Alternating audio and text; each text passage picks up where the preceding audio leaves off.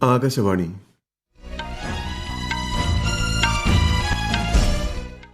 നമസ്കാരം. വാർത്തകൾ വായിക്കുന്നത് നരേന്ദ്രമോഹൻ.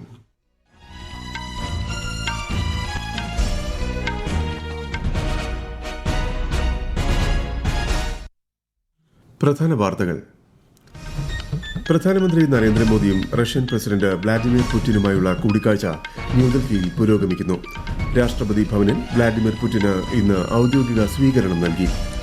ശീതകാല സമ്മേളനത്തിന്റെ 5ാം ദിവസമായ ഇന്ന് പാർലമെന്റിന്റെ ഇരുസഭകളിലും നടപടിക്രമങ്ങൾ പുരോഗമിക്കുന്നു. ദ്വൈമാസ ധനനയം പ്രഖ്യാപിച്ച് reserve bank of India. Repo നിരക്ക് 5.25% കുറച്ചു. സംസ്ഥാനത്ത് തദ്ദേശ തെരഞ്ഞെടുപ്പിനുള്ള പ്രചാരണം പുരോഗമിക്കുന്നു. ആദ്യഘട്ട വോട്ടെടുപ്പിന് ഇനി 4 ദിവസം മാത്രം. ഇൻഡിഗോ വിമാനങ്ങൾ തുടർച്ചയായി റദ്ദാക്കുന്നതിന്റെ പശ്ചാത്തലത്തിൽ സ്ഥിതിഗതികൾ വിലയിരുത്തി വ്യോമയാന മന്ത്രാലയം. ജൂനിയർ ഹോക്കി ലോകകപ്പ് ക്വാർട്ടർ ഫൈനലിൽ ഇന്ത്യ ഇന്ന് ബെൽജിയത്തെ നേരിടും. വാർത്തകൾ വിശദമായി. പ്രധാനമന്ത്രി നരേന്ദ്രമോദിയും റഷ്യൻ പ്രസിഡന്റ് വ്ളാഡിമിർ പുടിനുമായുള്ള കൂടിക്കാഴ്ച ന്യൂഡൽഹിയിൽ പുരോഗമിക്കുന്നു. ഇരു രാജ്യങ്ങൾക്കുമിടയിലെ ഉഭയകക്ഷി ബന്ധത്തിന്റെ പുരോഗതി നേതാക്കൾ വിലയിരുത്തുകയാണ്. ആഗോള പ്രാദേശിക തലത്തിൽ നിലനിൽക്കുന്ന വിവിധ വിഷയങ്ങളും ഇരുവരും ചർച്ച ചെയ്യും. വ്യാപാരം, ആരോഗ്യം, സമ്പദ്വ്യവസ്ഥ തുടങ്ങി വിവിധ മേഖലകളിലെ സുപ്രധാന ധാരണാപത്രങ്ങളിലും ഇന്ത്യയും റഷ്യയും ഒപ്പുവയ്ക്കും. റഷ്യൻ പ്രസിഡന്റ് വ്ളാഡിമിർ പുടിന് രാഷ്ട്രപതി ഭവനിൽ അല്പസമയം മുൻപ് ഔദ്യോഗിക സ്വീകരണം നൽകിയിരുന്നു. രാഷ്ട്രപതി ദ്രൌപദി മുർമുവും പ്രധാനമന്ത്രി നരേന്ദ്രമോദിയും ചേർന്നാണ് പുടിനെ സ്വീകരിച്ചത്. ആദരസൂചകമായി അദ്ദേഹത്തിന് ഗാർഡ് ഓഫ് ഓണറും നൽകി. രാജ്ഘട്ടിൽ രാഷ്ട്രപിതാവ് മഹാത്മാഗാന്ധിക്ക് വ്ളാഡിമിർ പുടിൻ ആദരമർപ്പിച്ചു. രാഷ്ട്രപതി ദ്രൌപദി മുർമു ഒരുക്കുന്ന ഔദ്യോഗിക വിരുന്നിലും അദ്ദേഹം ഇന്ന് വൈകുന്നേരം പങ്കെടുക്കും. 23ാമത് ഇന്ത്യ റഷ്യ വാർഷിക ഉച്ചകോടിയിൽ പങ്കെടുക്കുന്നതിനായി ഇന്നലെ വൈകുന്നേരമാണ് വ്ളാഡിമിർ പുടിൻ ന്യൂഡൽഹിയിലെത്തിയത്. ഡൽഹി വിമാനത്താവളത്തിൽ പ്രധാനമന്ത്രി നരേന്ദ്രമോദി നേരിട്ടെത്തിയാണ് റഷ്യൻ പ്രസിഡന്റിനെ സ്വീകരിച്ചത്. ഒരു റിപ്പോർട്ട്. പ്രധാനമന്ത്രി നരേന്ദ്രമോദിയും റഷ്യൻ പ്രസിഡന്റ് വ്ളാഡിമിർ പുടിനും കഴിഞ്ഞ 11 വർഷത്തിനിടെ 19ാം തവണയാണ് കൂടിക്കാഴ്ച നടത്തുന്നത്. ഇരു രാജ്യങ്ങൾക്കുമിടയിലെ ഔദ്യോഗിക ചർച്ചകൾക്കുള്ള പ്രധാന വേദിയാണ് ഇന്ത്യ റഷ്യ വാർഷിക ഉച്ചകോടി. ഇന്ത്യ റഷ്യ ഉഭയകക്ഷി വ്യാപാരം വലിയ തോതിലുള്ള പുരോഗതി 2024-25 കാലയളവിൽ കൈവരിച്ചിരുന്നു. 2030ഓടെ ഉഭയകക്ഷി വ്യാപാരം $100 ബില്യൺ എത്തിക്കാനാണ് ഇന്ത്യയും റഷ്യയും ലക്ഷ്യമിടുന്നത്. വ്യാപാര മേഖലയ്ക്ക് പുറമെ ഗഗൻയാൻ ഉൾപ്പെടെയുള്ള ബഹിരാകാശ ദൌത്യങ്ങളിലും ഇരു രാജ്യങ്ങൾക്കുമിടയിൽ മികച്ച രീതിയിലുള്ള സഹകരണമാണ് നിലനിൽക്കുന്നത്. ഇന്ത്യയ്ക്കും റഷ്യയ്ക്കുമിടയിലെ വർദ്ധിച്ചുവരുന്ന വ്യാപാര നയതന്ത്ര ബന്ധങ്ങളുടെ പശ്ചാത്തലത്തിൽ റഷ്യൻ പ്രസിഡന്റിന്റെ ഇന്ത്യ സന്ദർശനത്തിന് വളരെയേറെ പ്രാധാന്യമുണ്ട്. News desk, Akashvani. India Russia പങ്കാളിത്തം മറ്റൊരു രാജ്യത്തിനും എതിരല്ലെന്നും ഇരു രാജ്യങ്ങളുടെയും താൽപര്യം സംരക്ഷിക്കുക മാത്രമാണ് ഇതിലൂടെ ലക്ഷ്യമിടുന്നതെന്നും വ്ളാഡിമിർ പുടിൻ വ്യക്തമാക്കി. ഇന്ത്യ റഷ്യ ഊർജ്ജ പങ്കാളിത്തത്തെ എതിർക്കുന്നവർ ഇന്ത്യയുടെ വർദ്ധിച്ചുവരുന്ന സ്വാധീനത്തെ പരിമിതപ്പെടുത്താനാണ് ലക്ഷ്യമിടുന്നതെന്നും അദ്ദേഹം പറഞ്ഞു. പാശ്ചാത്യ ഉപരോധത്തിന്റെ പശ്ചാത്തലത്തിലും ഇന്ത്യയ്ക്കും റഷ്യയ്ക്കുമിടയിലെ സഹകരണം മുൻപുണ്ടായിരുന്ന വിധത്തിൽ തുടരുകയാണെന്നും പുടിൻ വ്യക്തമാക്കി. റഷ്യൻ പ്രസിഡന്റ് വ്ളാഡിമിർ പുടിന് പ്രധാനമന്ത്രി നരേന്ദ്രമോദി ഭഗവത്ഗീതയുടെ റഷ്യൻ ഭാഷയിലുള്ള പകർപ്പ് സമ്മാനിച്ചു. ലോകമെമ്പാടുമുള്ള ദശലക്ഷക്കണക്കിന് ജനങ്ങൾക്ക് ഗീത പ്രചോദനം നൽകുന്നതായി ശ്രീ മോദി സാമൂഹ്യ മാധ്യമത്തിൽ കുറിച്ചു. ശീതകാല സമ്മേളനത്തിന്റെ 5ാം ദിവസമായ ഇന്ന് പാർലമെന്റിന്റെ ഇരുസഭകളിലും നടപടിക്രമങ്ങൾ പുരോഗമിക്കുന്നു. തമിഴ്നാട്ടിലെ ക്ഷേത്രവുമായി ബന്ധപ്പെട്ട് DMK അംഗങ്ങൾ നടത്തിയ പ്രതിഷേധത്തെ തുടർന്ന് 12 മണിവരെ നിർത്തിവച്ച ലോക്സഭാ നടപടികൾ പുനരാരംഭിച്ചു. രാജ്യസഭയിൽ നടപടികൾ തടസ്സമില്ലാതെ പുരോഗമിക്കുകയാണ്. ദ്വൈമാസ ധനനയം പ്രഖ്യാപിച്ച reserve bank of India repo നിരക്കിൽ 25 അടിസ്ഥാന പോയിന്റുകളുടെ കുറവ് വരുത്തി.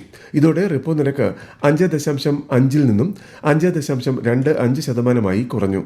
ഭവന വാഹന വായ്പകളുടെ പലിശ നിരക്ക് ഇതിലൂടെ കുറയും. മുംബൈയിൽ നടന്ന RBI ധനനയ സമിതി യോഗത്തിലാണ് തീരുമാനം.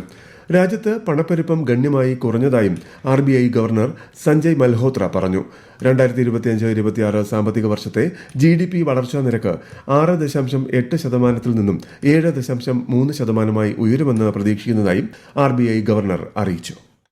After a detailed assessment, the MPC voted unanimously to reduce the policy repo rate by 25 basis points to 5.25% with immediate effect. Real GDP growth accelerated to 8.2% in Q2. Inflation at a benign 2.2% and growth at 8% for the first half of this year presents a rare Goldilocks period. 1,51,000-ലധികം വഖഫ് വസ്തുവകകൾ ഉമീദ് പോർട്ടലിൽ ഇതുവരെ register ചെയ്തതായി കേന്ദ്ര ന്യൂനപക്ഷകാര്യ മന്ത്രി കിരൺ റിജിജു.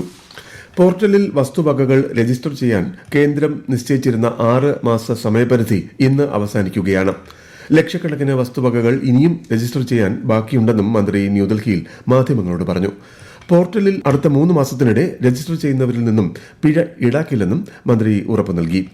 ഈ വാർത്തകൾ ആകാശവാണിയിൽ നിന്ന്.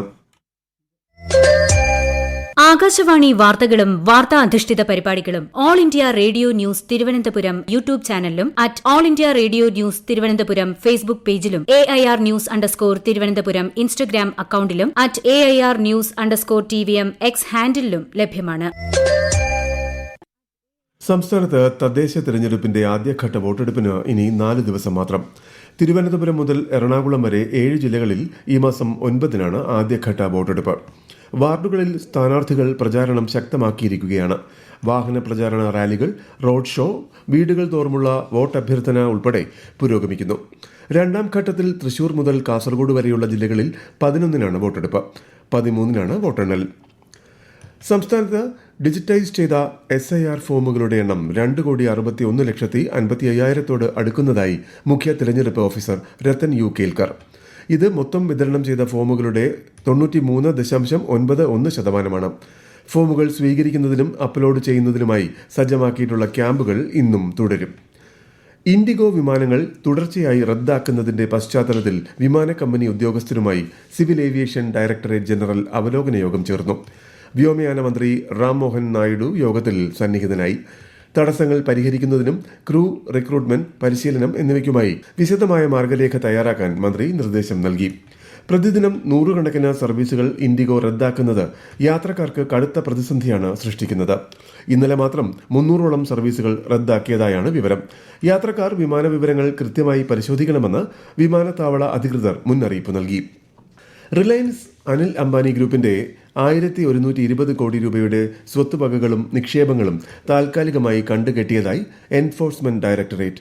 ബാങ്ക് തട്ടിപ്പ് കേസുമായി ബന്ധപ്പെട്ട് കള്ളപ്പണം വെളുപ്പിക്കൽ നിയമപ്രകാരമാണ് നടപടി.